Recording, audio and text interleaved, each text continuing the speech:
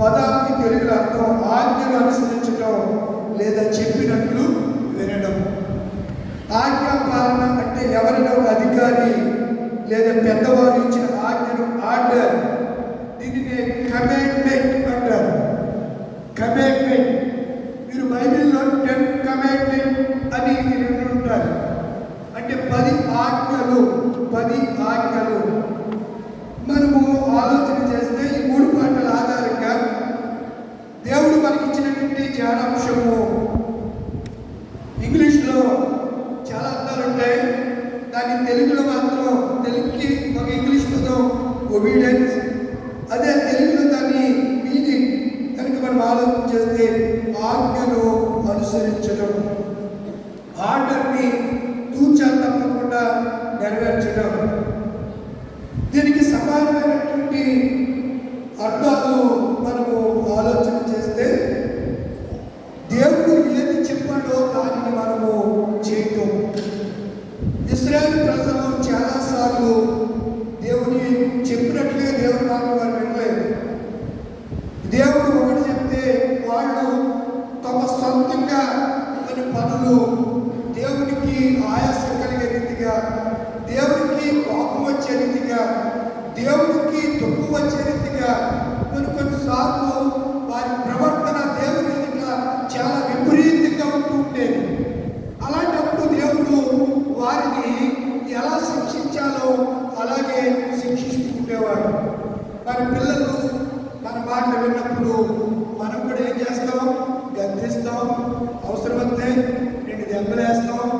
ఇంకా ఒకవేళ వినకపోతే పక్కోడికి లేకపోతే బాగా ఎవరి మాట అయితే వాళ్ళు వింటారో వాళ్ళని తీసుకొచ్చి చెప్పించడం. ఇంటిలో తాతయ్య మాట అంటే తాతయ్యతో చెప్పించడం, నాయనమ్మ మాట అంటే నాయనమ్మ. అంటే మన ఫ్యామిలీలో మన ఇంటిలో వాళ్ళు ఎవరు చెప్తే దారిలోకి వస్తారు అని తల్లిదండ్రులు అనుకుంటారో వాడు మొండికేసి తిరుగుతున్నప్పుడు, తల్లిదండ్రుల మాటకు వినప్పుడు ఎవరితో తప్పనిసరిగా ఈ సమస్యకు పరిష్కారంగా చెప్పిస్తూ ఉంటారు. వింటే మంచిదే, విని సరైతే మంచిదే, సెటరేట్ అయితే మంచిదే, విని దేవుడిలోకి వస్తే మంచిదే. కానీ కొన్నిసార్లు మనము ఏం చేస్తామంటే పెద్దల మాట కూడా వినము. తల్లిదండ్రుల మాట వింటలేదు, పెద్దల మాట వింటలేదు. ఈ దినాల్లో దైవ సేవకులు వాక్కు సైన్యములకు అధిపతిని యెహోవా వాక్కు కూడా లోబడినటువంటి ప్రజలుగా మనము ఉంటున్నామనే సంగతిని నేను జ్ఞాపకం చేస్తున్నాను. పరిశుద్ధ గ్రంథంలో కీర్తనకారుడు దావీదు రాసినటువంటి 25వ కీర్తనలో దావీదు చెప్తున్నటువంటి ఆ విషయాలు మనము ఆలోచన చేస్తే అతడు దేవుడిని అడుగుతున్నాడు, దేవుడికి ప్రార్థన చేస్తున్నాడు, అడిగాడు, ప్రార్థించాడు. తన జీవితంలో ఎన్నో మేలులను అతడు పొందుకున్నాడనే సంగతిని నేను మీకు జ్ఞాపకం చేస్తున్నాను. చూడండి, 25 2వ వచనం చదవండి. నా దేవా, నేను నీ యందు ఏముంచాను? 20వ వచనం చదవండి. అందులోనే 20వ వచనం. నేను ఏముంచాను? నమ్మకం ఉంచాను. 20వ వచనంకి వెళ్ళేటప్పటికి ఏమంటాడు? ప్రభువా, నన్ను సిగ్గుపడ్డావు. నేను నమ్మకించి నీ సన్నిధిలో ప్రార్థన చేస్తున్నాను. నేను నీకు నమ్మను కనుక నేనేం చేస్తున్నాను? ప్రార్థన చేస్తున్నాను. ఇలా ప్రార్థన చేసుకుంటూ 20వ వచనానికి వెళ్ళిపోయాడు. వచ్చేసరికి అక్కడ అంటున్నాడు కదా, మళ్ళీ చదవమ్మా. నేను నీ శరణు చొచ్చి ఉన్నాను, నన్ను శరణు నా యేసు ప్రభువా, నీవే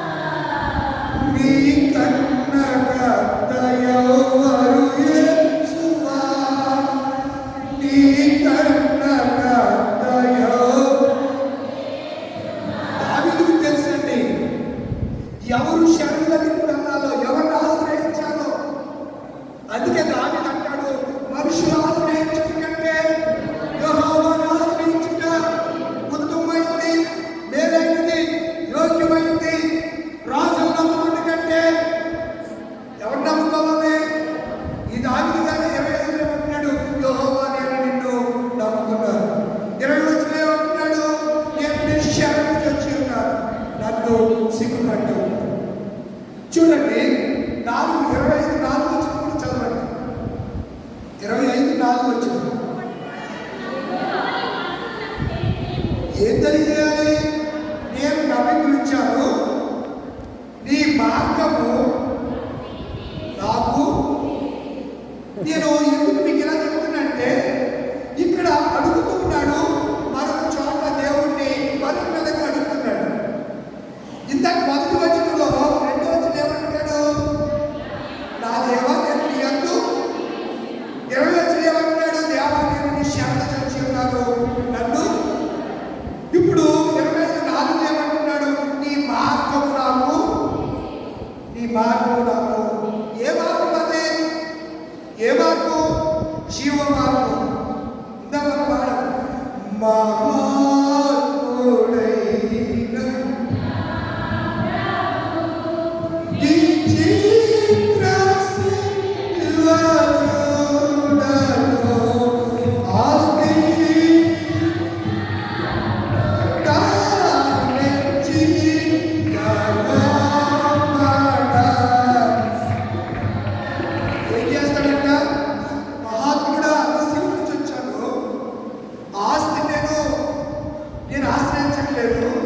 నా గర్వాన్ని నేను విడిచిపెడతాను. నిజమే పిల్లరా, కొన్నిసార్లు గర్వము ద్వారా కూడా మనుషులు దేవుడి మాట వినరు. నాకు తెలుసు అనే గర్వం, నాకు అన్నీ తెలుసు అనే గర్వం. అన్నీ తెలిసినట్టే వాడు చాలా ఒబీడియన్స్గా ఉంటారు. ఒబీడియన్స్ అనే మాకు మరొక అర్థం ఏంటంటే విధేయత. ఎలా ఉంటారు? దేవుడి జ్ఞానం కలిగిన వారు చాలా జాగ్రత్తగా వారు ఉంటారనే సంగతి నేను జ్ఞాపకం చేస్తున్నాను. 25:7 అంటాడు, నన్ను జ్ఞాపకము. 25:7 చదువుతుంది.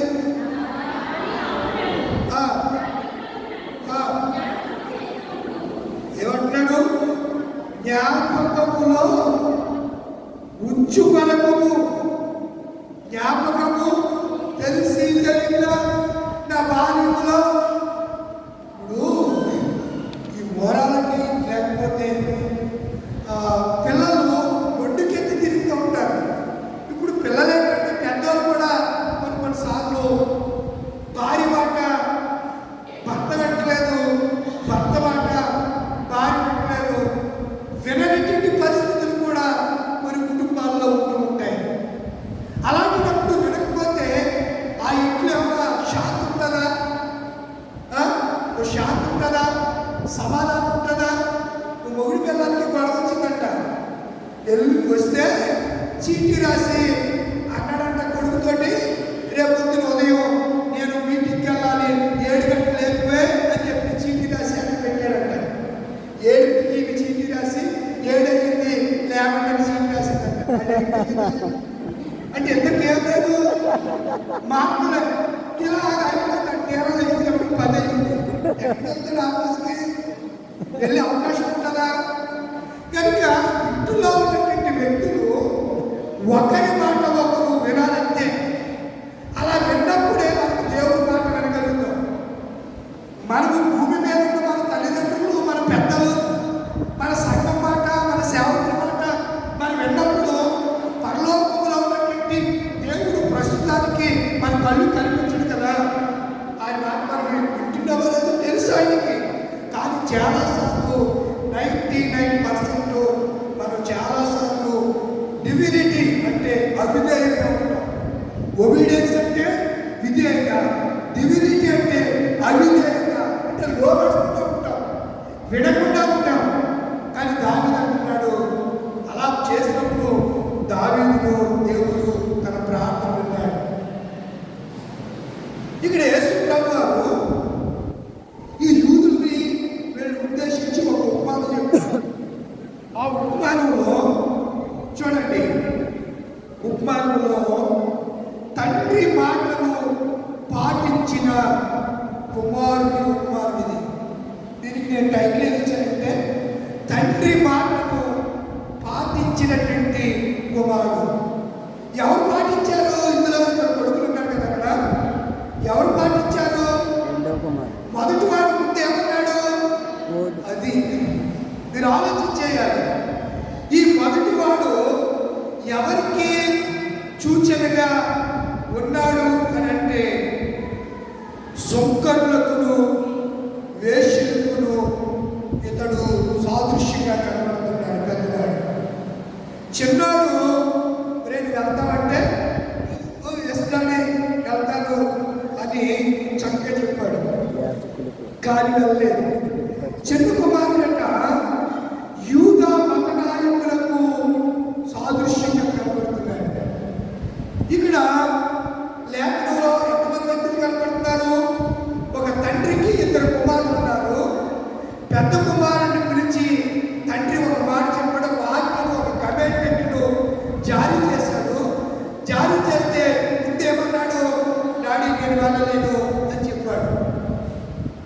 రెండో వాడికి కూడా చెప్పాడు, రే వెళ్ళు అని, ఇదిగో పలానా స్వయంస్ అని చెప్పాడు. వాడు అంటేనే పెద్దోడైతే వెళ్ళాడన్నాడు, చిన్నోడేమన్నాడు వెళ్తానన్నాడు. కానీ ఎవరు వెళ్ళారు?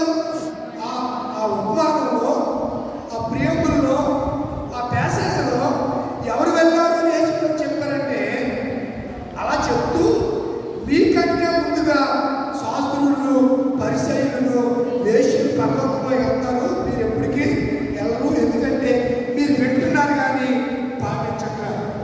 అది విన్నప్పుడు లోపడిపోయిన తర్వాత అయినా సరే ఒకసారి తండ్రి మాటకు లోబడాలి. ఏం చెప్పాడు తండ్రి అని ఆలోచించే ఇంకిత జ్ఞానము ఆనాటి యూదా మత నాయకులకు, శాస్త్రులకు, పరిసయ్యులకు లేదు.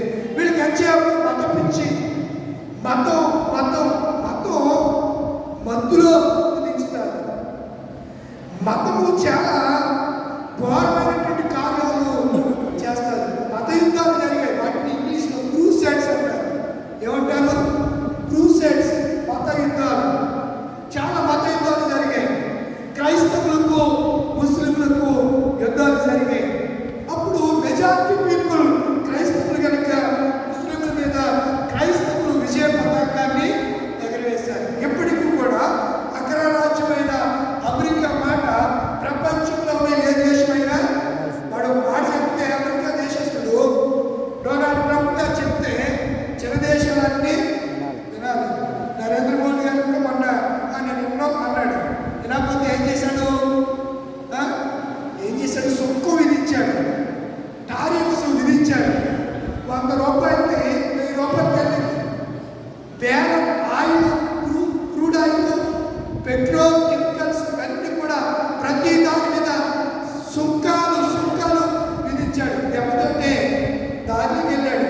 దానికి వెళ్ళి మీరు ఎలా చెప్తే అలా చేస్తాను, నాకు కూడా ఆ దేశానికి కొన్ని రాయితీలు కావాలని గొడవడికి చేసుకున్నాడు. అలా కమిట్మెంట్. కొన్నిసార్లు ఒక్కొక్క రాజకీయ నాయకుడు వినడు, కానీ కొన్ని అవసరాల నిమిత్తము, ప్రజల శ్రేయస్సు కోసం, క్షేమం కొరకు దేశాలు ఏం చేసుకుంటాయి? సంధి చేసుకుంటాయి. ఒకప్పుడు ఇరాక్కు భయంకరంగా యుద్ధం చేసుకునేది. ఆనాటి స్వర్గీయ ప్రధాని రాజీవ్ గాంధీ గారు స్వయంగా ఇరాక్కు వెళ్ళి ఆ దినాల్లో సంధి కూర్చారు. అందుకే భారతదేశం అంటే ముస్లిం దేశాలకి ఎనలేని గౌరవం. ఎప్పటికీ కూడా ముస్లిం దేశాలకి భారతదేశం అంటే ఒక చక్కని గౌరవ భావాలతో మిగతా దేశాలు వింటాయి. భారతదేశం మాట కొన్ని దేశాలు వింటాయి, గౌరవంతో ఉంటాయి. మరి ఆజ్ఞా పాలన అని మనకి ఇవ్వబడిన అంశంలో దేవుని మాటను మనం వింటున్నామా? ఒక దేశం మాటకు ఒక దేశం ఉంటుంది, ఒక దేశ నాయకుడి మాట ఒక దేశ నాయకుడు వింటున్నాడు. నీకు తెలుసు కదా, వ్లాదిమిర్ పుతిన్ అని రష్యా అధ్యక్షుడు ఉన్నాడు. అక్కడే ఇంకో దేశం ఉంది, ఆయన పేరు జెలెన్స్కీ. ఏ దేశం అది? ఏ దేశం తెలీదా? యుద్ధం జరుగుతుంది కదా. పేరు మర్చిపోయి మిమ్మల్ని అడిగాను, నేను బుక్ అయిపోయినాను. ఎవరిలో ఏ దేశం? Russia. Ukraine. Very good. Ukraine మీద యుద్ధం జరుగుతుంది.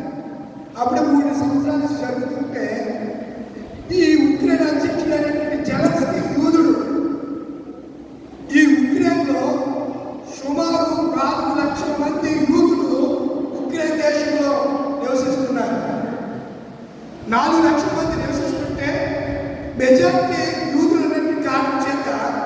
మెజార్టీలో నుంచే నాయకుడు ఎన్నుకోబడతాడు. మెజార్టీ పీపుల్ నుంచే నాయకుడు ఎన్నుకోబడతాడు. ఈరోజు మనకు ఎస్సీ మెజార్టీ పీపులే, మన మెజార్టీ పీపులే. కానీ 5%, 2% ఉన్నటువంటి కమ్మోళ్ళు, రెడ్డులు, రాజులు, వగైరా క్యాస్ట్ వాళ్ళు పాలన కిందకి మనం వెళ్తున్నాం. కారణం మనం దేవుడు మాట్లాడలేదు.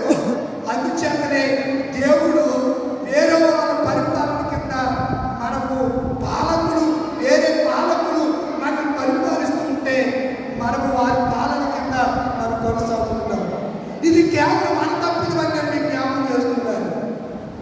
మీరు ఆంధ్రప్రదేశ్లో ఎస్సీ దళితులు సుమారుగా 30% ఉన్నారు. ఏ కమ్యూనిటీలో కూడా ఇంత పర్సెంట్ లేదు. యోసేపు గారు, ఏ కమ్యూనిటీలో కూడా ఇంత పర్సెంటేజ్ 100కి 30 మంది ఉన్నాం. మనం 100కి 30 మంది ఉన్నాం. అయినా మనం ఇంకా కారణం ఆజ్ఞ పాలన, మనం ఎవరో పాలన కింద మనము కొనసాగుతున్నాం. రాత్రి కూడా ఒక అంశాన్ని, అద్భుతమైన అంశాన్ని, సార్వభౌముడు రాత్రి ఏం చెప్పాం? సుప్రీం దేవుడు సార్వభౌముడు, కింగ్, రాజు అయిన. శ్రమకాలంలో మనం పాడతాం, రాజులకు రాజు అయిన, రాజులకే రాజు అయిన ఎవరు? ప్రభు అయిన యేసు. ఆయన పాలన కిందకి, ఆయన పొడి కిందకి మనం రాలేకపోతున్నాం. ఆ పాటలో చక్కటి శక్తి ఉంటుంది. నక్కలకు గొర్రెలు ఉన్నాయి, ఆకాశ పక్షులకు గుళ్ళు ఉన్నాయి, నాకు స్థలం లేదు అనే కీర్తితో అద్భుతమైన శబ్దాన్ని అక్కడ వాడారు. అద్భుత ప్రియులు. నిజంగానే నేటి దినాల్లో క్రీస్తును మన హృదయంలో ప్రతిష్ఠించుకోలేకపోతున్నాం. ప్రతిష్ఠించుకోలేకపోతే కారణం ఏంటి? దేవుని మాటకు, ఆజ్ఞకు లోబట్టలేదు. అనుభవం మీకు ఎవరి మాటకు లోబట్టినా దేవుని మాటకు లోబట్టలే. కొన్ని ఆదివారం కూడా చెప్పారు, అవ్వమ్మ ఎవరి మాటకు లోబడిపోయింది చెప్పరండి.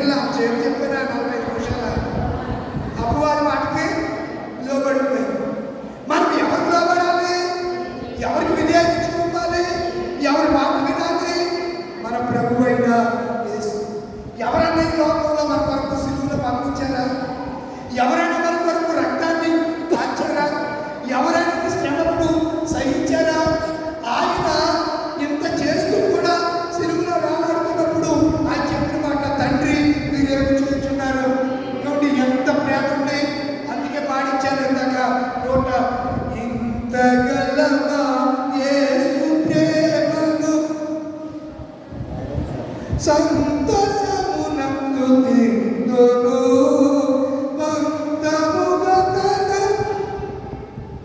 ప్రాణమీయను పాపుల కొరకై వచ్చెను. ఇంతగలమా యేసు ప్రేమను సంతసమునందు తిందును. ఇందాక పాడారు కదా, సందర్భంగా అంశం కొరకు ఆ పాపను ఎత్తుకున్నప్పుడు మీరు ఏం చేయాలి? వెంటనే ఆ పుస్తకం తీసి పాడాలి. అది విశ్వాస యొక్క, దేవుడి పిల్లల యొక్క లక్ష్యం ఏంటి? తండ్రి మాటను వింటున్నప్పుడు స్పందించాలి. ఆయన వినడానికి విడినట్లు ఆయన చెవుడు, ఆయన వినలేడు కూడా. ఆయన చెవులు ఏమైనా బంధమైపోయినాయా? పోనీ మిమ్మల్ని మనం చూడలేకపోవడానికి ఆయన చూపు లేదా? చూపునిచ్చిన వాడే ఆయన కదా, వినికిడి శక్తి ఇచ్చిన వాడే ఆయన కదా. మరి అలాంటప్పుడు మనం ఎందుకు ఇలా దేవుడి అధికారం కిందకి రాలేకపోతున్నాము? దేవుడి పరిపాలన కిందకి మనం రాలేకపోతున్నాము అనే విషయాన్ని మనము ఈ రాత్రి ఆలోచన చేయాలి. పరిశుద్ధ గ్రంథంలో ఒక మాట మీకు జ్ఞాపకం చేస్తూ పడుతున్నాను. చూడండి, యాకోబు రాసిన పత్రిక 2వ అధ్యాయం 25వ వచనం చదువుతున్నాం. అటువలనే ఏం చేస్తుందంట?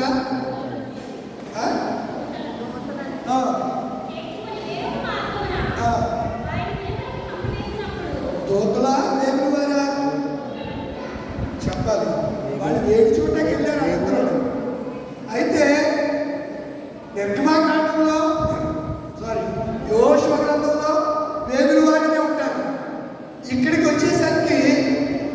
యాకోబు రాసిన పత్రికలో వచ్చేసరికి ఏం రాశాడు? ఆమె ఎవరు చేర్చుకుంది? దూతలు చేర్చుకుందట. చదవమ్మ. వేరొక మార్గమున వారిని వెలుపలకు పంపివేసినప్పుడు క్రియల మూలముగా, దేని మూలంగా? క్రియ. ఏంటి క్రియ అంటే?